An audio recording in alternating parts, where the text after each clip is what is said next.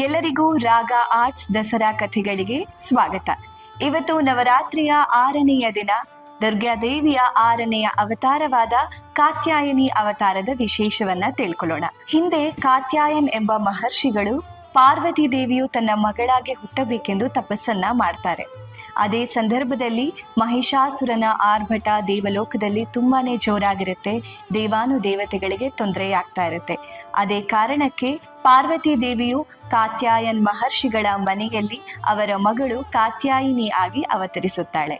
ಚಂಡಮುಂಡ ಅನ್ನೋ ರಾಕ್ಷಸರು ಕಾತ್ಯಾಯಿನಿಯನ್ನ ನೋಡಿ ಮಹಿಷಾಸುರನ ಬಳಿ ಬಂದು ಕಾತ್ಯಾಯಿನಿ ಎಷ್ಟು ಸುಂದರವಾಗಿದ್ದಾಳೆ ಅಂತ ತಿಳಿಸ್ತಾರೆ.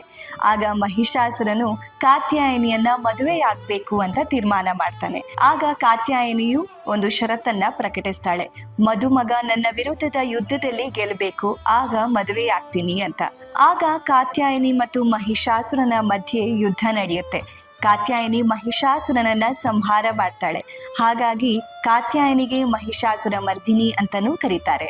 ಇನ್ನು ಪಾರ್ವತಿ ದೇವಿಯ 7ನೇ ಅವತಾರವಾದ ಕಾಳರಾತ್ರಿಯ ಅವತಾರದ ಹಿನ್ನೆಲೆ ಮತ್ತು ವಿಶೇಷತೆಯನ್ನ ರಾಗ ಆರ್ಟ್ಸ್ ದಸರಾ ಕಥೆಗಳಲ್ಲಿ ನೋಡೋಣ.